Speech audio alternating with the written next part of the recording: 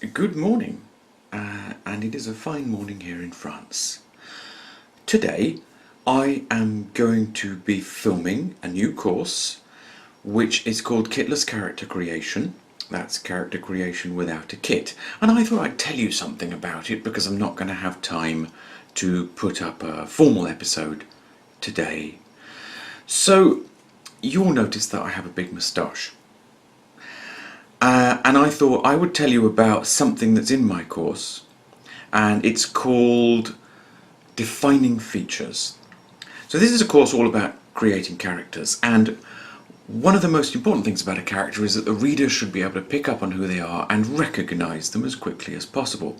And so a lot of writers want to do a description of characters that is as distinctive as possible, but the problem with that is that you end up with caricature, whether it is for a main character or for a secondary character or for somebody else. You end up with caricature. So what I prefer is to suggest that you use a defining feature. A defining feature is two things. A defining feature is a distinctive visual characteristic. So big moustache. Today Harry's got a big moustache, and so we'll say Harry's the big moustache guy. In fact, you could also pick up on all of the braids that I'm wearing today, but the big moustache is the defining feature I've chosen. So you would say, when you introduce this character, that he has a big moustache and that he likes to twirl the ends of it. They're sort of down here, so these are not, twirly ends for a pantomime villain, which would be up here, down there. So, this is a kind of more of a gentle, friendly big moustache. The character who's then associated with that big moustache, it's very easy to remind the reader of who they are, but that's not what makes it defining. What makes a feature defining is that it provides you with an insight into the character. Now, as you may know, I live in France, and in France, wearing all sorts of interesting and unusual facial hair is unremarkable.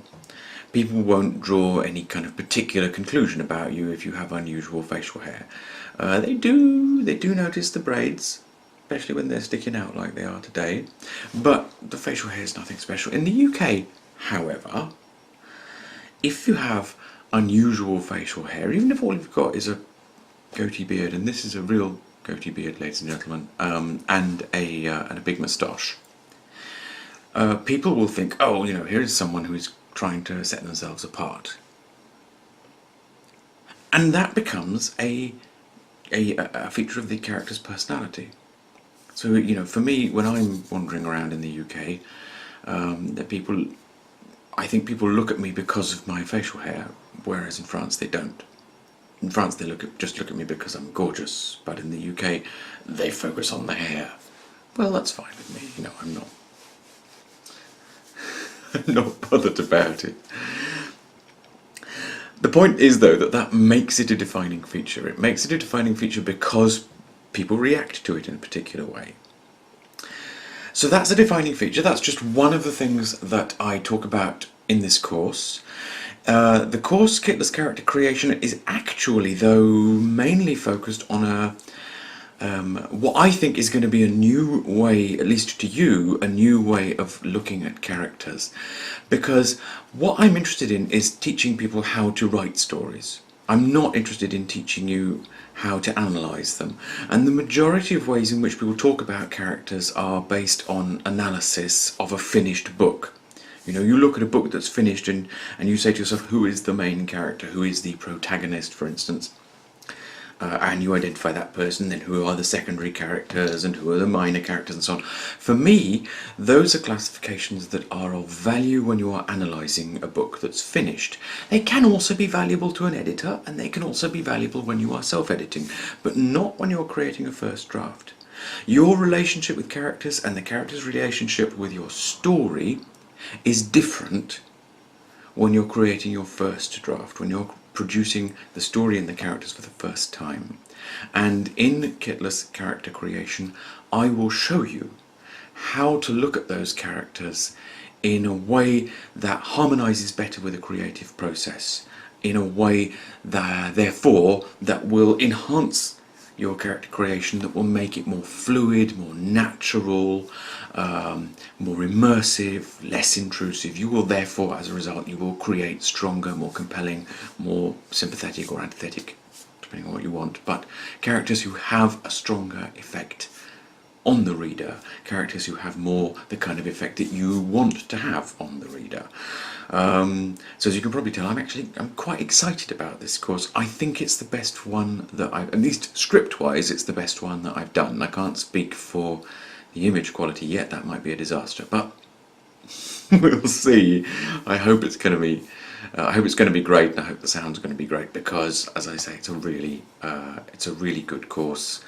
I'm focusing more and more on this idea that to learn to write great books, what you actually have to learn to write best is your first draft. Your first draft is where most of the creation takes place, but it's also where least of the mainstream creative writing teaching is focused. So, so I should I should do the kind of markety, promotion-y thing, shouldn't I? So in the comments, and if I can manage it on the screen as well, I'm going to put a link. This is a link to a page on my website where there are coupons for all of my current courses. I launched another course just over a week ago, which is all about poetry. Poetry is very valuable for writers as well. But there are coupons for all of my courses, all through the month of August, but also at the bottom of the page there is a sign up, so you can put your email address in and find out when Kitless Character Creation comes out, so when you can learn this new way of looking at characters for when you're creating them. And there will of course also be coupons for anyone who's on my mailing list. So when a new course comes out, you automatically get an instant reduction if you're on my mailing list.